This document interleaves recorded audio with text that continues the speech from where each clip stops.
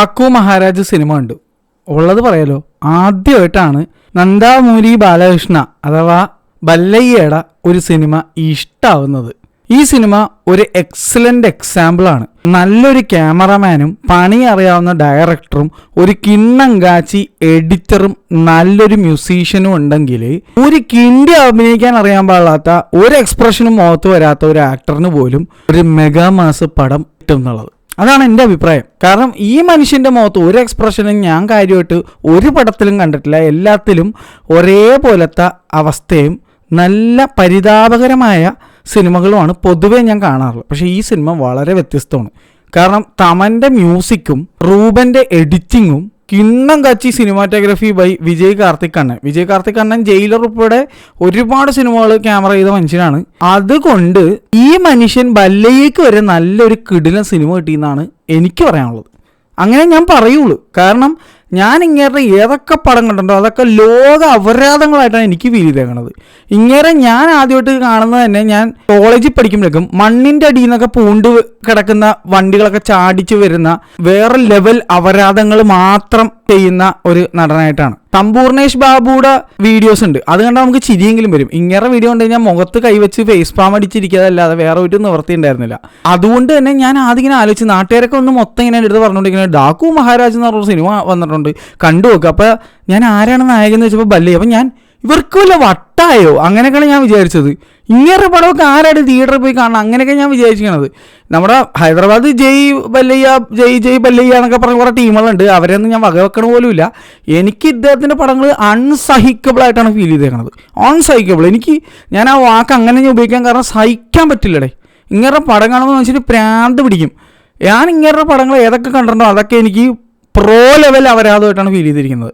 ഓരോ തവണ ഇങ്ങേറെ സിനിമകൾ ഞാൻ ആസ്വദിക്കുന്നത് എവിടെയാണെന്നറിയാമോ? നമ്മുടെ റീലോഡ് മീഡിയ എബിൻ്റെ റീലോഡ് റോസ്റ്റ് എന്നുള്ള ചാനലിൽ ഇങ്ങേറെ പടങ്ങൾ എടുത്ത് പൊരിക്കുന്ന കാണുമ്പോഴാണ്.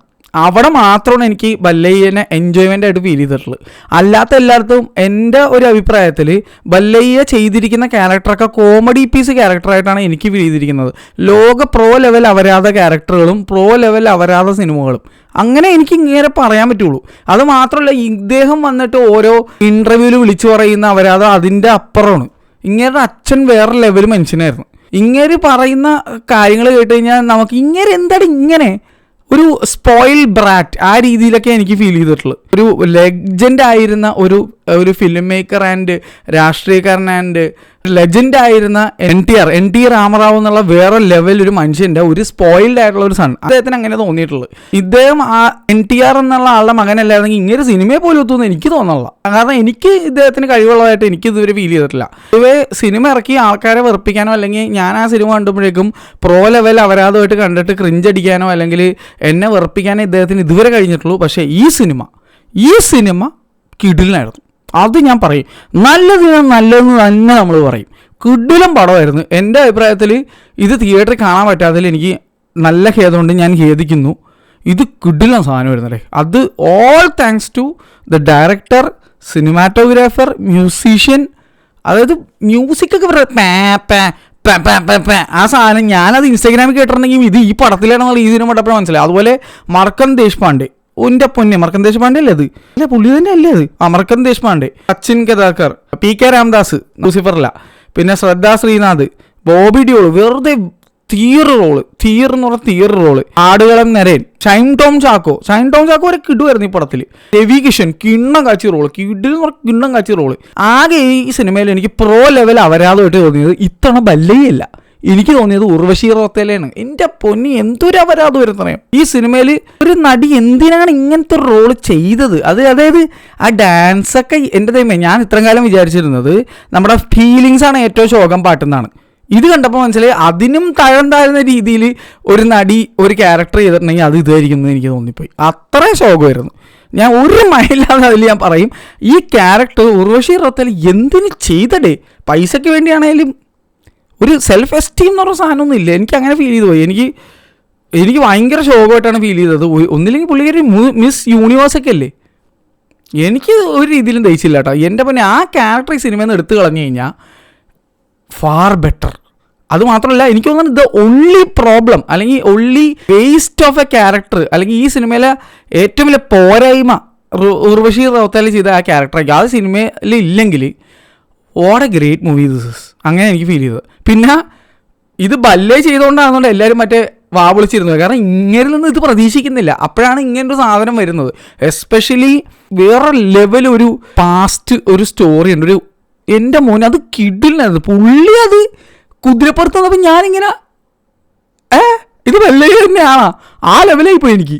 അങ്ങനെയാണ്. ഇങ്ങനെ മുഖത്തൊന്നും വലിയ എക്സ്പ്രഷൻ ഒന്നും പ്രതീക്ഷിക്കരുത്. പക്ഷെ സിനിമ എടുത്തു വെച്ചിരിക്കുന്നത് അമ്മാതിരി ലെവലിലാണ്. അതുകൊണ്ട് തന്നെ നമുക്ക് ഇഷ്ടപ്പെടും. അതാണ് സംഭവം. അപ്പം ഞാൻ വിചാരിച്ചു ഇത് അഭിനയിക്കാൻ അറിയാവുന്ന ആരെങ്കിലും അഭിനയിച്ചിരുന്നെങ്കിൽ അപ്പോൾ എവിടെ എത്തിയാനെന്നുള്ളതാണ്.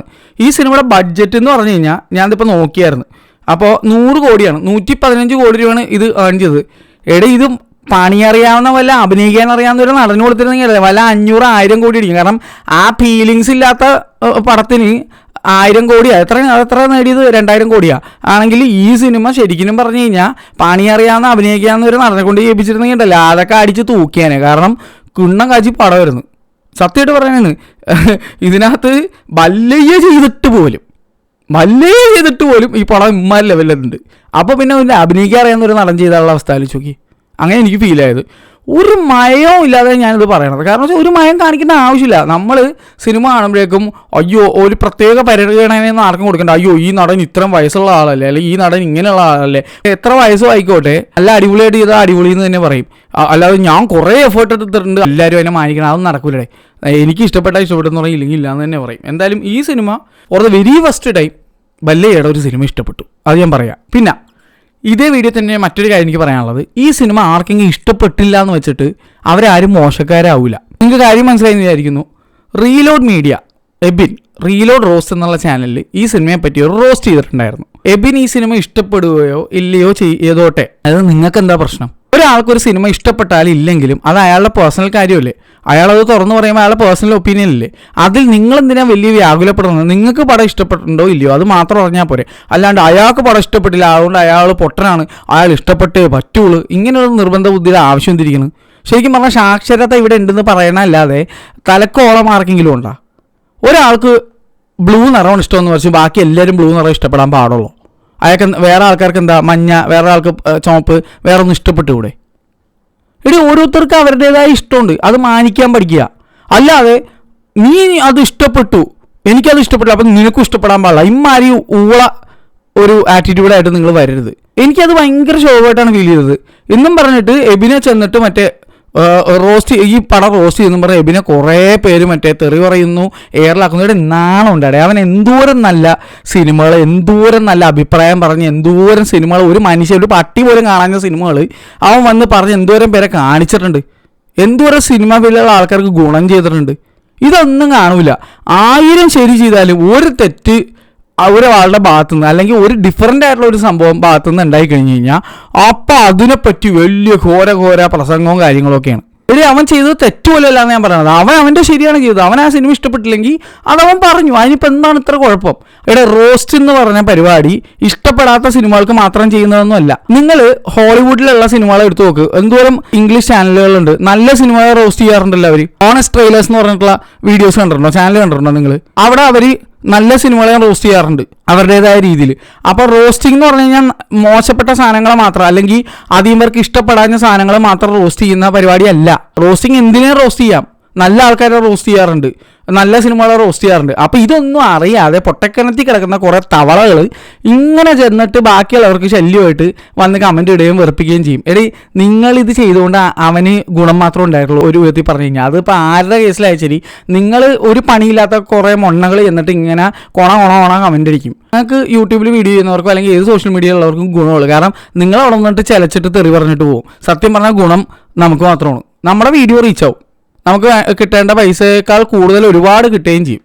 അതുകൊണ്ട് ആരാ ഇവിടെ പൊട്ടനാവുന്നത്? നിങ്ങൾ തന്നെ. നിങ്ങൾ സ്വയം പൊട്ടന്മാരാവല്ലേ. അത് മാത്രമല്ല നിങ്ങളൊന്ന് മാനിക്കാൻ പഠിക്കും. ഒരാൾക്കൊരു സാധനം ഇഷ്ടപ്പെട്ട് കഴിഞ്ഞാൽ അത് അയാളുടെ ഇഷ്ടമാണെന്നുള്ളത് മാനിക്കാൻ പഠിക്കും. അല്ലാണ്ട് എല്ലാവരും ഇത് ഇഷ്ടപ്പെട്ടേ പറ്റുള്ളൂ. ഇപ്പോൾ എനിക്ക് ടർബോ ഇഷ്ടപ്പെട്ടില്ല, എനിക്ക് PS192 എനിക്ക് ഇഷ്ടപ്പെട്ടില്ല, മാളികപ്പുറം ഇഷ്ടപ്പെട്ടില്ല എന്നും പറഞ്ഞുകൊണ്ട് കുറേ എണ്ണങ്ങൾ വന്നിട്ട് നീ ഇത് ഇഷ്ടപ്പെട്ടേ പറ്റുള്ളൂ എന്ന് പറഞ്ഞാൽ പോകാൻ വാങ്ങാത്തില്ല അല്ലെങ്കിൽ പോകാൻ ഇരിയെന്ന് ഞാൻ പറയുള്ളൂ. കാരണം എന്ന് വെച്ച് കഴിഞ്ഞാൽ എൻ്റെ ഇഷ്ടമല്ല, ഞാനത് ഇഷ്ടപ്പെടണോ വേണ്ടോ എന്നുള്ള. ഞാൻ പൈസ കൊടുത്ത് സിനിമ കണ്ട് എനിക്ക് ഇഷ്ടപ്പെട്ടില്ല, ഞാൻ അതവിടെ പറഞ്ഞു എന്നും പറഞ്ഞത് മോശം പടയോ ഇല്ല, ഇതൊക്കെ ബ്ലോക്ക് ബസ്റ്റർ ആയില്ലേ.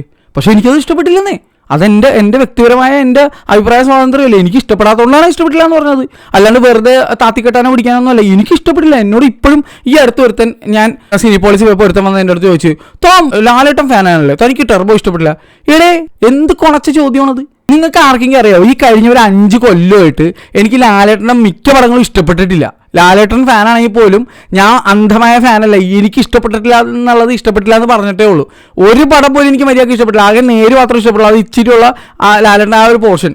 അതും നേരിൽ എനിക്ക് ഇഷ്ടപ്പെട്ടത് ലാലേട്ടനേക്കാളും എനിക്ക് ഇഷ്ടപ്പെട്ടത് അനശ്വര തന്നെയാണ്, സിദ്ദിഖിക്കയാണ്. ഞാൻ എൻ്റെ വീഡിയോ പ്രത്യേകം എടുത്ത് പറഞ്ഞിട്ടുണ്ട്. ഞാൻ അന്നാ മമ്മൂക്കയുടെ സിനിമകളാണ് എല്ലാ തിയേറ്ററിൽ പോയി ഒന്നിക്കൂടുതൽ തവണ കണ്ടേക്കണത്. ബ്രഹ്മയുഗ ആയാലും കണ്ണൂർ സ്കോഡ് ആയാലും ഏത് പടമായാലും കാതലായാലും ഈ പറഞ്ഞവന്മാരെ ഒന്നും ഞാൻ ഒരു മമ്മൂക്കയുടെ പടത്തിൻ്റെ ഫസ്റ്റ് ഡേ ഫസ്റ്റ് ഷോയിലും കണ്ടിട്ട് പോലുമില്ല. ഫാൻസ് എന്ന് പറഞ്ഞാൽ നടക്കും. ഒറ്റ എണ്ണം തിയേറ്ററിലേക്ക് വരത്തില്ല. എല്ലാ OTTയിലും ടെലിഗ്രാമിൽ ഇരുന്ന് കണ്ടിട്ടാണ് കോണയടിക്കുന്നത്. അപ്പോൾ ഇങ്ങനെയുള്ള കുറേ ആലവലാതി ചെറ്റകളാണ് ഇവിടെ ഉള്ളത്. ഞാൻ അങ്ങനെ തന്നെ പറയും. എൻ്റെ ചാനൽ ഒരു മയവും നിങ്ങൾ പ്രതീക്ഷിക്കേണ്ട. ഞാൻ ഉള്ളത് അങ്ങനെ തന്നെ എൻ്റെ മനസ്സിൽ വീഴണം, അങ്ങനെ തന്നെ പറയും. ആരെവിടെ ബോധിപ്പിക്കാനും എനിക്ക് സൗകര്യമില്ല.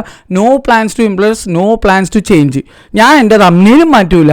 ഇവിടെ നിങ്ങൾ എന്ത് കിണ്ടി പറഞ്ഞാലും എനിക്ക് വെറും പുല്ലാണ്. ഞാൻ എനിക്ക് പറയാനുള്ളതെന്ന് പറഞ്ഞിട്ട് പോകും. എന്ത് അറിയിച്ചാലും പറയും. അല്ലാണ്ട് എനിക്ക് ഒരുത്തരം പേടിയൊന്നുമില്ല. ഞാൻ വന്നിട്ടുള്ള കാര്യങ്ങളൊക്കെ എനിക്ക് തോന്നണമൊക്കെ ഞാൻ പറയും. എന്ത് come what may, I don't give a shit. ഞാൻ അപ്പോഴും ഞാൻ തന്നെ പറയുന്നത്. എബിനെ ചെന്നിട്ട് തെറി പറയണ എല്ലാവരും വെറും മൊണ്ണകളാണ് ഞാൻ പറയും. വെറും മൊണ്ണകൾ. വീണ്ടും പറയണ വെറും മൊണ്ണകളാണെന്ന് ഞാൻ പറയും. തലയിൽ ഒരു തരി മൂളില്ലാത്ത കിഴങ്ങന്മാരാണ് നിങ്ങൾ. അല്ലെങ്കിൽ നിങ്ങൾ ഇങ്ങനെ ചെയ്യൂല. കാരണം ആൾക്ക് ആ സിനിമ ഇഷ്ടപ്പെട്ടില്ല, അല്ലെങ്കിൽ ആ സിനിമ അയാൾ റോസ്റ്റ് ചെയ്യുന്ന വെച്ചിട്ട് അത് മോശം പടമാവുന്നില്ല. ഇതൊക്കെ ഞാൻ കണ്ടാണ്, എന്നിട്ട് എനിക്ക് ഇഷ്ടപ്പെട്ടില്ല ഈ സിനിമ. അപ്പോൾ നിങ്ങൾ ഈ നിർബന്ധ ബുദ്ധി മണ്ടം പരിപാടി കാണിക്കരുത്. മലയാളികൾക്ക് അല്ലെങ്കിൽ ഇത്തിരിയുള്ള സൂക്കേടാണിത്. അതായത് എനിക്ക് ഇഷ്ടപ്പെട്ടില്ലെങ്കിൽ നിനക്ക് ഇഷ്ടപ്പെടാൻ പാടില്ല, എനിക്ക് ഇഷ്ടപ്പെട്ടാൽ നീ ഇഷ്ടപ്പെട്ടേ പറ്റുള്ളൂ. സൗകര്യമില്ലടാ. അതിപ്പോൾ എബിനായോണ്ടെങ്കിലും ഉണ്ടായിരിക്കണം. എൻ്റെ അടുത്ത് വന്നാൽ കുണച്ചായിരുന്നെങ്കിൽ കാണാനൊക്കെ അടിച്ച് ഞാനേ ഇറക്കിയിട്ടേനെ. ഞാൻ ഇവിടെ ഒരു മയം കാണിക്കില്ല. ഈ പറയണതിൽ പോലും ഞാൻ ഒരു മയവും കാണിക്കില്ല. ഞാൻ ഈ പറഞ്ഞിട്ട് കേട്ടിട്ട് ഒഫൻഡഡ് ആയിരുന്നെങ്കിൽ ഒഫൻഡഡ് ആയിക്കോ, എനിക്കൊരു പുല്ലുമില്ല. കാരണം തുടക്കം തൊട്ട് ഇപ്പോൾ വരെ വീഡിയോ കാണുന്ന ആൾക്കാർക്ക് അറിയാം ഞാൻ ആരെ ഉദ്ദേശിച്ചാണ് ഇതൊക്കെ പറഞ്ഞതെന്നുള്ളത്. അപ്പം അങ്ങനെയുള്ള കുണച്ചവന്മാർക്ക് ഇത് കൊള്ളുള്ളൂ, അല്ലാത്തവർക്കൊന്നും കൊള്ളത്തില്ല. അങ്ങനെയുള്ള കുണച്ചവന്മാർ ഇവിടെ വേണ്ട. എനിക്ക് നീ ഇറങ്ങിപ്പോടാ എന്ന് തന്നെയാണ് ഞാൻ പറയണത്. ഇറങ്ങിപ്പോടേ, അത്ര എനിക്ക് പറയാനുള്ളത്. ഇറങ്ങിപ്പോന്ന് പറയണല്ലാതെ നീ ഒന്നും പോണില്ലല്ലോ. എനിക്ക് നിങ്ങൾ പോയി തന്നാൽ അത്ര സന്തോഷം എന്നാണ് എനിക്ക് പറയാനുള്ള. എല്ലാം ഞാൻ പറഞ്ഞു തീർത്തിട്ട് ഇവിടെ പോകുള്ളൂ. എനിക്ക് ഇവിടെ വന്നിട്ട് വേറെ മുഖം വെച്ചിട്ട് സംസാരിക്കുന്ന കാര്യമൊന്നുമില്ല. എനിക്കങ്ങനെ ചെയ്യാൻ സൗകര്യവും ഇല്ല. ഇങ്ങനെയുള്ളവന്മാർക്ക് ഇങ്ങനെ തന്നെയാണ് മറുപടി. തെറിക്ക് മറുപടി തെറി മാത്രമാണ്. ഇങ്ങനെ കുറേ എണ്ണമാര് തെറി പറഞ്ഞിട്ട് ഇനിയും ഈ കമൻറ്റിൻ്റെ അടിയിൽ വരും. അവന്മാർക്ക് എൻ്റെ പോലെ ഇനിയും കേൾക്കും, നല്ല ആവശ്യമായിട്ട് വീണ്ടും കേൾക്കും. പിന്നെ വേറെ കുറേ തച്ചുകളികളുണ്ട്. അവന്മാരെ പറ്റി പറയാൻ പറ്റില്ല. അവന്മാരുടെ പരിപാടി എന്താണെന്ന് അറിയാമോ? അതായത് ഇല്ലാത്തത് പറഞ്ഞുണ്ടാക്കുക എന്നുള്ളതാണ്. ഇന്നാളെ ഒരുത്തൻ കമൻറ്റ് ചെയ്തിട്ടുണ്ടായിരുന്നു, ഞാൻ ബറോസിനെ പറ്റി നല്ല അഭിപ്രായം പറഞ്ഞല്ലോ മറ്റേ മറിച്ചാന്നൊക്കെ പറഞ്ഞത്. എടാ മക്കുന്ന, ഞാൻ ബറോസിനെ പറ്റി എന്താ പറഞ്ഞതെന്ന് എൻ്റെ വീഡിയോ പോയി നോക്കാം. അപ്പം നിനക്ക് അറിയാം എന്താ ഞാൻ പറഞ്ഞെങ്ങനെയെന്നുള്ളത്. എനിക്ക് ഒട്ടും ഇഷ്ടപ്പെടാഞ്ഞൊരു പടമാണ്. എനിക്ക് മെൻ്റൽ ടോർച്ചർ ലെവൽ ഫീലായിട്ട് ഒരു പടമായിരുന്നു. അത് ഞാൻ പറഞ്ഞിട്ടുണ്ടായിരുന്നു. എന്നിട്ട് അവൻ വന്നിട്ട് ഉണ്ടാക്കണം. ഇത് ആരുടെ ഫാനാണെന്ന് നിങ്ങൾക്ക് കേട്ടപ്പോൾ തന്നെ മനസ്സിലായില്ല. ഈ മക്കുണ്ണനെ എന്നിട്ട് അറിയാൻ പാടാത്ത കാര്യം, ഇവൻ തലയെ പൊക്കി പിടിച്ചുകൊണ്ടിരിക്കുന്ന നടൻ്റെ പടം ഞാൻ അവനേക്കാൾ കൂടുതൽ കണ്ടിട്ടുള്ളൂ എന്നുള്ളതാണ്. ഇങ്ങനെ കുറേ മൊണ്ണേച്ചുകളാണ് ഇങ്ങനെയുള്ള നടന്മാർക്കൊക്കെ ഏറ്റവും വലിയ ശത്രു എന്ന് പറയുന്നത്. ഇങ്ങനത്തെ അവർക്കൊക്കെ എന്തെങ്കിലും ഒരു പോരായ്മ ഉണ്ടെങ്കിൽ ഇതുപോലെ ഫാൻസ് എന്നും പറഞ്ഞ് നടക്കുന്ന കുറേ മക്കുണ്ണകളാണ്. ഇവന്മാർക്കൊണ്ടാണ് ഏറ്റവും ശല്യം. ഇവന്മാരിങ്ങനെ ആൾക്കാരെ ഇല്ലാത്തത് പറഞ്ഞ് ഇങ്ങനെ പേര് നശിപ്പിക്കാൻ വേണ്ടി നോക്കത്തുള്ളൂ. നടക്കൂല എന്നുള്ളതാണ്. സ്വയം പൊട്ടന്മാരെ വന്നിട്ട് ഇതുപോലത്തെ കുറേ മക്കുണ്ണകൾ എനിക്ക് നിങ്ങളെ കാണുന്നത് എനിക്ക് കലിയാണ്. ഇവന്മാരെ ഒന്നും തിയേറ്ററിൽ കാണില്ല. കാരണം ഇവന്മാർക്ക് ഈ കീബോർഡിൽ കിടന്ന് ചിരക്കാനേ പറ്റുള്ളൂ. കീബോർഡ് പോരാളികളാണ്. നേരിട്ട് കണ്ട മുള്ളും, നേരിട്ട് കണ്ട അവന്മാർ അവിടെ നിന്നെടുത്ത് നിന്ന് മുള്ളും. അത്ര ചെയ്യുള്ളൂ. നിങ്ങൾ മര്യാദക്കുള്ളൊരു ഫാൻ എന്ന് പറഞ്ഞാൽ ഇങ്ങനെയൊന്നും അല്ല. മര്യാദക്കുള്ള ഫാൻസിനെ കാണാൻ ഞങ്ങളെ ഇങ്ങോട്ട് നോക്ക്. സിനിമ ഇഷ്ടപ്പെട്ടില്ലെങ്കിൽ ഇല്ല എന്ന് തന്നെ പറയും, ഇഷ്ടപ്പെട്ടില്ല എന്ന് തന്നെ പറയും. അതായിരിക്കണം ഒരു ഫാൻ. താങ്കൾക്ക് ഭയങ്കര ഇഷ്ടമുള്ള നടനാണെങ്കിൽ പോലും ആ പടം ഇഷ്ടപ്പെട്ടില്ലെങ്കിൽ ഇഷ്ടപ്പെട്ടില്ല എന്ന് പറയാൻ പറ്റില്ല. അല്ലാതെ എന്ത് തീട്ടം കണ്ടാലും ആ കോരി എടുത്ത് തിന്നല്ല വേണ്ടത്. മനസ്സിലായ? കുറേ എണ്ണങ്ങളുണ്ട് ഇങ്ങനെ വേറെ സമയം കളയാനും മനുഷ്യരെ പ്രാന്ത് പിടിപ്പിക്കാനും കുറേ മക്കുണ്ണന്മാർ ഇറങ്ങിക്കോളും. ഓൺലൈനിൽ വരും കുറേ പോരാളികൾ കീബോർഡ് ഇങ്ങനെ ചരച്ചോണ്ട്. ഒന്ന് പോടാ ധൈര്യമില്ലാത്ത മക്കുണ്ണകളെ. മര്യാദക്ക് സ്വന്തം പേരും ഉണ്ടാവില്ല, സ്വന്തം ഫോട്ടോ ഇടില്ല. ധൈര്യമില്ലാത്ത കുറേ മക്കുണ്ണകൾ, പേടിത്തൂറികൾ. പിന്നെ സിനിമാക്കാരുടെ കയ്യിൽ നിന്ന് പൈസ മേടിച്ചിട്ട് ട്രോൾ പേജ് എന്നുള്ള വ്യാജേനയിൽ നടക്കുന്ന കുറേ പെയ്ഡ് മക്കുണ്ണന്മാർ വേറെ ഉണ്ട്. അവന്മാരുടെ സൂക്കേട് എന്താണെന്ന് വെച്ച് കഴിഞ്ഞാൽ ഇവന്മാർ വന്നിട്ട് ഇങ്ങനെ ഓരോ സിനിമ ഇറങ്ങുമ്പോഴേക്കും പൈസ മേടിച്ചിട്ട് ഇരുന്ന് തള്ളും. ഇത് മറ്റേതാണ്, ഇത് മറിച്ചാണ്, ഇത് വേറെ ലെവലാണ്, കിണ്ടിയാണ്, ആനയാണ്, ചേനയാണെന്നൊക്കെ. അപ്പോഴായിരിക്കും കോക്കണ്ണനും നമ്മുടെ ഷാസും ഉണ്ണിയും ഞാനും തിരുവനന്തപുരം വേണുവും അങ്ങനെ ഒരുപാട് പേര് എല്ലാവരും കൂടി വന്നിട്ട് ഈ സിനിമ ഇഷ്ടപ്പെട്ടില്ല എന്ന് ചിലപ്പോൾ തുറന്നു പറയുന്നത്. അപ്പോൾ ഇവന്മാർക്കത് പൊളിയും. അപ്പോൾ ഇവന്മാർക്ക് നിലനിൽപ്പ് ഭയങ്കര സീനാണ്. കാരണം വെച്ച് കഴിഞ്ഞാൽ ഇവന്മാർ പൈസ മേടിച്ചിട്ട് ഈ കണ്ട കുണച്ച പരിപാടി മൊത്തം കാണിക്കുകയും ചെയ്യും. എന്നിട്ട് ഇവന്മാർ പെടും, നല്ല രീതിയിൽ പെടും. കാരണം വെച്ച് കഴിഞ്ഞാൽ നമ്മളെല്ലാവരും ടിക്കറ്റ് പൈസ കൊടുത്തെടുത്തിട്ട് പോയി സിനിമ കണ്ടിട്ട് അഭിപ്രായം എന്ന് പറയും, ഉള്ളതുപോലെ തന്നെ പറയും. അപ്പോൾ ഇവന്മാർക്ക് അങ്ങോട്ട് കുരു പൊട്ടും. കാരണം വെച്ച് കഴിഞ്ഞാൽ ഇവന്മാർ പൈസ മേടിച്ചിട്ട് തള്ളിയത് തള്ളാണെന്നുള്ളത് നാട്ടുകാർക്കും മനസ്സിലാവും. അപ്പോൾ ഇവന്മാർ പുതിയ പരിപാടിയായിട്ട് ഇറങ്ങും. അതായത് ഞങ്ങൾ പൈസ മേടിച്ചിട്ടാണ് ഓരോന്ന് ചെയ്യുന്നത് എന്നുള്ള രീതിയിലുള്ളത്. ഇവന്മാർ കുറേ നേരം കുണച്ചോണ്ടിരിക്കുന്നത് ഇത് തന്നെ, നമ്മൾ പൈസ മേടിച്ചാണ് ചെയ്യുന്നത്. ഇവിടെ ധൈര്യം ഉണ്ടെങ്കിൽ തെളിയിക്കടാ മക്കുണ്ണന്മാരെ, നിനക്കൊക്കെ തെളിയിക്കാൻ പറ്റും. ഞാൻ ബാങ്ക് സ്റ്റേറ്റ്മെൻറ്റ് കൊണ്ടുവന്നിട്ട് ഞങ്ങളുടെ പബ്ലിക്കായിട്ട് ഇടാം. ഞാൻ എവിടെന്നെങ്കിലും ഏതെങ്കിലും ഒരു സിനിമാക്കാരനിൽ നിന്ന് പൈസ മേടിച്ചെന്ന് തെളിയിക്കാൻ വേണ്ടി തെളിയിക്കടാ. എൻ്റെ അറിവിൽ കോക്കണ്ണനായാലും ശരി, ഷാസായാലും ശരി, ഉണ്ണി ആയാലും ശരി, അതും അല്ലെങ്കിൽ ആര് വേണമെങ്കിലും റീലോ മീഡിയയിൽ അഭിനയം, ഞങ്ങൾ ആരും സിനിമയെ റിവ്യൂ ചെയ്യാൻ വേണ്ടിയിട്ടോ ഒന്നും ആരെടുത്തൊന്നും ഒരു പൈസ മേടിച്ച ചരിത്രവും ഇല്ല. അങ്ങനെ ഒരു സാധനം നിങ്ങൾക്ക് തെളിയിക്കണം. നീയൊക്കെ നിന്റെ തെളിയിക്കാൻ പറ്റാത്ത നിങ്ങൾ കിടന്ന് ആയിക്കുന്ന നാപ്പോട്ടും കിടന്ന് ചിലക്കുമല്ല. നീയൊക്കെ ഞാൻ ബാങ്ക് സ്റ്റേറ്റ്മെൻറ്റ് ഞാൻ മാത്രമല്ല ആര് വേണമെങ്കിലും കൊണ്ടുവന്ന് ഓപ്പണായിട്ട് ഇടാൻ തയ്യാറാണ്. എവിടെ നിനക്ക് തെളിയിക്കാൻ പറ്റുമോ? ഞൊട്ടും നീയൊക്കെ. കാരണം അതേസമയം നിൻ്റെയൊക്കെ ബാങ്ക് സ്റ്റേറ്റ്മെൻറ്റ് എടുപ്പിക്കട്ടെ ഞങ്ങളൊന്ന്. നീ ഒന്ന് എടുക്കണം, ധൈര്യം ഉണ്ടെങ്കിൽ ഇവിടെ മക്കുണ്ണന്മാരെ എടുക്കണം. നീയൊക്കെ നിൻ്റെ ബാങ്ക് സ്റ്റേറ്റ്മെൻറ്റ് എടുത്ത് നോക്കിയാൽ കാണാം. ഓരോ സിനിമാക്കാരുടെ അടുത്ത് നിന്ന് നീയൊക്കെ പൈസ പറ്റിയതിൻ്റെ. എന്നിട്ട് ട്രോൾ പേജസ് എന്നും പറഞ്ഞ് ഞങ്ങളാരെയൊന്നും സിനിമാക്കാർ മറ്റേ സിനിമ തുടങ്ങുമ്പോൾ എഴുതി കാണിച്ച് മറ്റേ താങ്ക്സ് ഒന്നും തരാറില്ലല്ലോ. നിൻ്റെയൊക്കെ ഓരോ ലോഗോസും പേരുകളല്ലേ എല്ലാം നന്ദിയിട്ട് ഓൾ ട്രോൾ പേജസ് എന്നും പറഞ്ഞ് അവിടെ അച്ചടിച്ച് വരണത്. അപ്പം നീയൊക്കെ പൈസ മേടിച്ചേക്കണോണ്ടാണ് നിൻ്റെയൊക്കെ അവിടെ അച്ചടിച്ച് വരണത്. ഞങ്ങളെ പൈസ മേടിക്കാറുമില്ല, താല്പര്യമില്ല, ഞങ്ങൾക്ക് അങ്ങനെ വരണമെന്ന് ആഗ്രഹമില്ല. അതുകൊണ്ടാണ് ഞങ്ങളെ വരാത്തത്. നീയൊക്കെ ഉളുപ്പില്ലാത്ത കുറേ മക്കുണ്ണകൾ നമ്മുടെ വീഡിയോ അടിച്ചു മാറ്റി കൊണ്ടുപോകില്ല നമ്മളോടൊന്നും ചോദിക്കാണ്ടിട്ട്. അതുകൊണ്ട് നീയൊക്കെ നിൻ്റെ സൗകര്യത്തിന് അവിടെ ഉണ്ടാക്കിക്കൊണ്ടിരിക്കില്ല. അടുത്ത തവണ നീയൊക്കെ എടുത്തുകൊണ്ട് പോടാ മക്കുണ്ണളെ കാണിച്ചു തരാം. ഇയാക്കത്തിന് നിരത്തി പിടിച്ച് ഞാൻ സ്ട്രൈക്ക് വരും. ഓരെണ്ണങ്ങൾ ഇറങ്ങിയേക്കണേ ഇവിടെ. നീയൊക്കെ പൈസയ്ക്ക് വേണ്ടി സ്വന്തം തന്തവരെ വെക്കും. അങ്ങനത്തെ ടീമാണ് നീയൊക്കെ. ഞങ്ങളങ്ങനെയല്ല.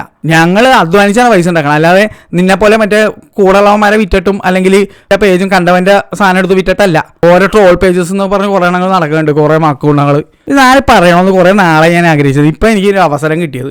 ഞാൻ പലതവണയും വിട്ടുകളഞ്ഞാണ്. ഇപ്പോഴും ഞാനിപ്പോൾ ഓരോ സിനിമ തുടങ്ങുമ്പോഴേക്കും ഞാൻ നോക്കൂ ഓരോരുത്തന്മാരുടെ പേര് എല്ലാവന്മാരെ അതിനകത്ത്. ചില സിനിമകൾക്ക് എല്ലാവന്മാരെ എഴുതി കാണിച്ചിട്ടുണ്ടാവും. ഞാൻ സ്ക്രീൻഷോട്ട് ചെയ്തും എന്താ പറയുക ഫോട്ടോ ഒക്കെ എടുത്ത് ഞാൻ വെക്കുന്നുണ്ട് ഓരോരുത്തന്മാരെ. ഞാൻ എന്നിട്ട് ഓരോരുത്തന്മാരെ ഞാൻ ശ്രദ്ധിക്കാറുണ്ട് ഏതാണ് ഇവന്മാരെന്നൊക്കെ. ഇവന്മാരുടെ മെയിൻ ഉദ്ദേശം എന്ന് വെച്ച് കഴിഞ്ഞാൽ ഇവന്മാർക്ക് എങ്ങനെയെങ്കിലും തുറന്ന അഭിപ്രായം പറയുന്ന ആൾക്കാരെ എങ്ങനെയെങ്കിലും സപ്രസ് ചെയ്യണം, എന്നാലേ ഇവന്മാരുടെ പരിപാടി നടക്കുകയുള്ളൂ. ഇവന്മാരാണ് ഈ പൈസ മേടിച്ചിട്ടും ഈ ഇവിടുത്തെ ലോബി ഗീബി എന്നൊക്കെ പറഞ്ഞ് നടന്ന് ഓരോരുത്തർക്ക് പണിയുണ്ടാക്കി കൊടുക്കണം. ശരിക്കും പറഞ്ഞാൽ പ്രൊഡ്യൂസർമാരെയൊക്കെ പൊട്ടന്മാരാക്കണത് ഇതുപോലത്തെ ഈ ട്രോൾ പേജസ് ടീമുകളാണ്. ഇവന്മാരാണ് മാർക്കറ്റ് ചെയ്യാം, ഞങ്ങൾ സിനിമ വേറെ രീതിയിൽ എത്തിക്കാം എന്ന് പറഞ്ഞ് തള്ളി അവസാനം ആ കള്ളിൻ്റെ കൊടുമുടിയിൽ നിന്ന് നിലത്ത് വീണ് സിനിമ ഉടഞ്ഞു പൊളിഞ്ഞ് പൊട്ടിത്തെറിക്കണത്. ഓപ്പൺ ഹെയർ ലെവലിൽ പടം പൊട്ടണ അങ്ങനെയാണ്. കാരണം വെച്ച് കഴിഞ്ഞാൽ ഇവന്മാർ തള്ളി ആകാശത്ത് വെച്ചിട്ടുണ്ടാവും, പടത്തിൽ ഒഴുകി ഇന്ത്യ ഉണ്ടാവില്ല, നിലത്ത് വീണ് പൊട്ടി തകരും പടം. ഇതാണ് ശരിക്കും നടക്കണത് ഇവിടെ. ഇവന്മാരാണ് ഏറ്റവും വലിയ റിവ്യൂ ബോംബേഴ്സ്, അല്ലാതെ ശരിക്കും പറഞ്ഞാൽ ട്രോൾ ബോംബേഴ്സ് എന്ന് വിളിക്കണം ഇവന്മാരാണ് ഈ തള്ളി പടം എന്ത് പടം വന്നാലും ആറ്റം തള്ളയിക്കും. ഞാൻ നിങ്ങൾ പ്രേക്ഷകരോട് പറയണം, നിങ്ങൾ ഈ സിനിമ കാണാൻ പോകുമ്പോൾ ട്രോൾ പേജസ് നന്ദി പറയണ ഒരു സീൻ നിങ്ങൾ എന്തായാലും കണ്ടോ, ഉടനെ ഫോട്ടോ എടുത്ത് നോക്കുക. കണ്ട് ഇവന്മാരുടെ പേജ് പോയി നോക്കിയോ, മൊത്തം മാർക്കറ്റിംഗ് തള്ളായിരിക്കും, തള്ളിൻ്റെ പൂരപ്പറമ്പായിരിക്കും.